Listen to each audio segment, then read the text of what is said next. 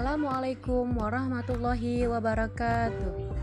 Saya Helmida Aini, mahasiswi dari YIN Jawiyah Cutkala Langsa, jurusan Bimbingan dan Konseling Islam. Saya masih semester 2. Di sini saya akan menjelaskan tentang manajemen bimbingan konseling di sekolah dasar.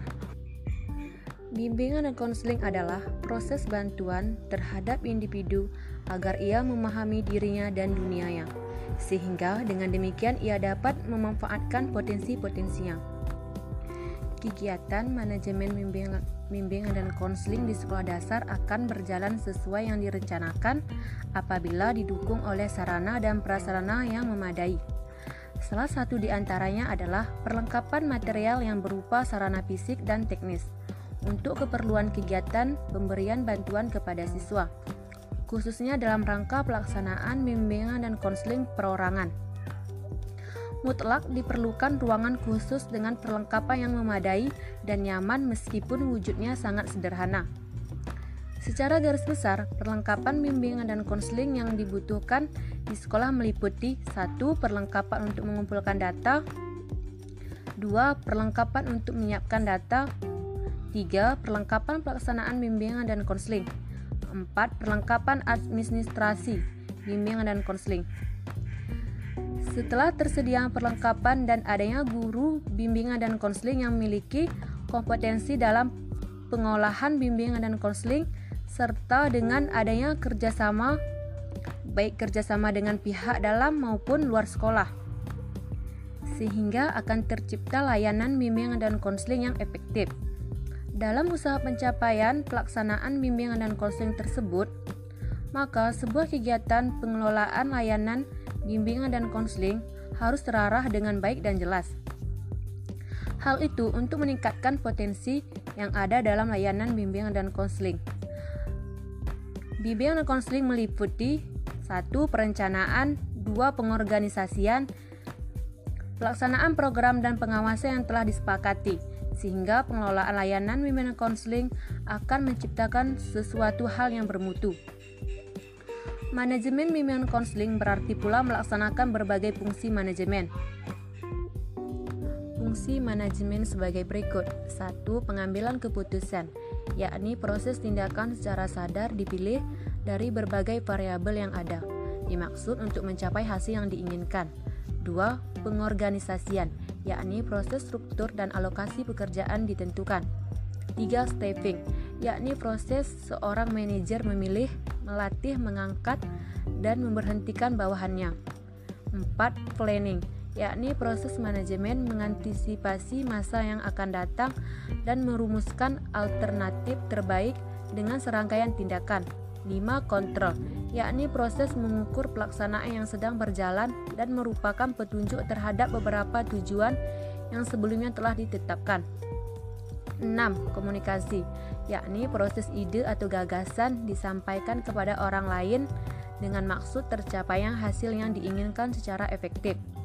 7. Pengarahan, yakni proses pelaksanaan kerja nyata seorang bawahan dibimbing untuk mencapai tujuan umum.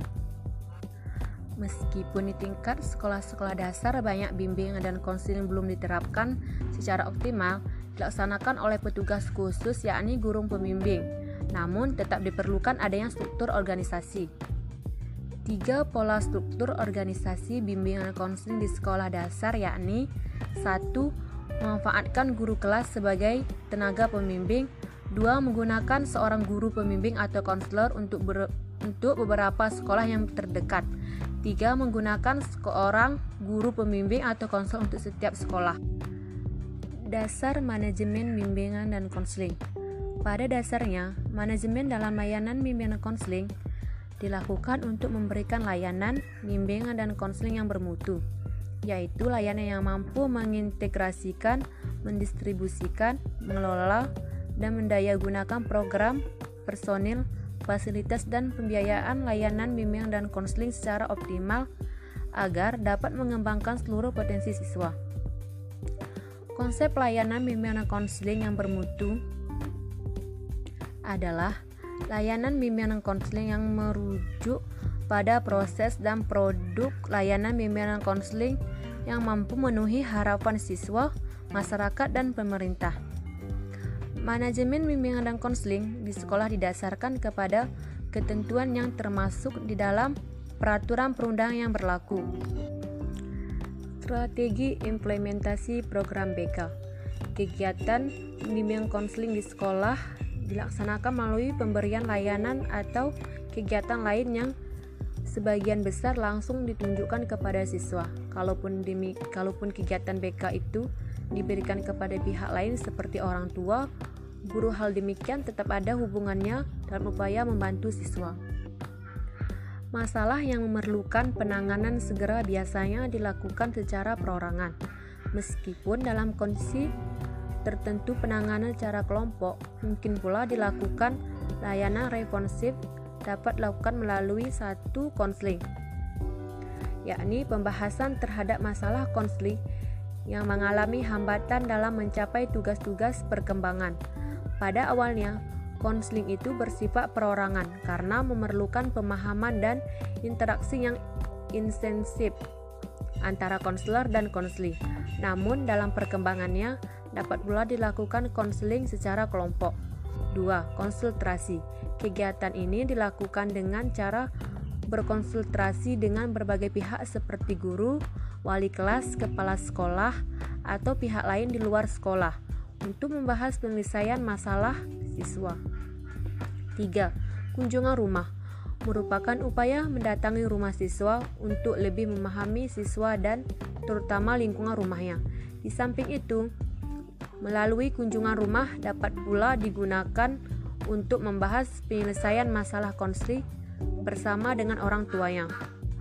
4. Konferensi kasus merupakan rapat bersama dengan beberapa pihak yang ada kaitannya dengan masalah yang sedang dihadapi konseli. Dalam rapat itu dibahas masalah yang terjadi dan utamanya pembahasan untuk mendapatkan kesepakatan cara pemecahan masalah bersama yang dianggap tepat. Bimbingan teman sebaya merupakan kegiatan bimbingan dengan cara memanfaatkan teman sebaya yang sebelumnya telah dilatih memberikan bimbingan kepada sesama temannya. Fungsi teman sebaya ini ialah sebagai penampung curhat temannya maupun saran pendapat bagi penyelesaian masalah. 6. Referral atau alih tangan merupakan kegiatan yang dilakukan dengan cara memindahkan penanganan konseli kepada pihak lainnya. Pemindahan penanganan ini biasanya bersifat internal sekolah maupun eksternal sekolah. 7. Kolaborasi dengan pihak lain, yakni menjalin kerjasama seperti dengan orang tua, komite sekolah, konselor di sekolah lain, maupun helper lain yang ada untuk kepentingan pemecahan masalah konseling. Kegiatan ini dapat berbentuk konsultasi, diskusi untuk tukar informasi maupun berupa referral. Layanan bimbingan konseling di sekolah dasar merupakan layanan spesifik yang diberikan kepada siswa untuk dapat mencapai perkembangan optimal maupun mencapai tugas perkembangan seperti yang diharapkan. Tugas perkembangan yang harus ditampakkan dan dikuasai itu telah dirumuskan dalam standar kompetensi kemandirian peserta didik yang harus dikuasai oleh siswa di sekolah dasar meliputi 10 aspek perkembangan yang setiap aspek perkembangan terdiri atas 3 tataran tujuan, yakni tataran pengenalan, akomodasi, dan tindakan. Komponen program bimbingan konseling terdiri atas layanan dasar bimbingan, layanan responsif, layanan perencanaan individu, dan dukungan sistem. Pelaksanaan program BK melalui strategi intervensi berupa pemberian layanan dan kegiatan pendukung bagi pelaksana pemberian layanan maupun kegiatan penunjang yang berhubungan dengan pengelolaan atau manajemen. Pelaksanaan program bimbingan konseling di sekolah dasar ialah guru kelas harus melaksanakan tugas memberikan layanan bimbingan konseling di kelas yang menjadi tanggung jawabnya. Kehadiran tenaga ahli bimbingan diperlukan sebagai konselor kunjung untuk setiap konselor bagi beberapa sekolah dasar. Sekian dari saya, lebih dan kurang saya mohon maaf. Assalamualaikum warahmatullahi wabarakatuh.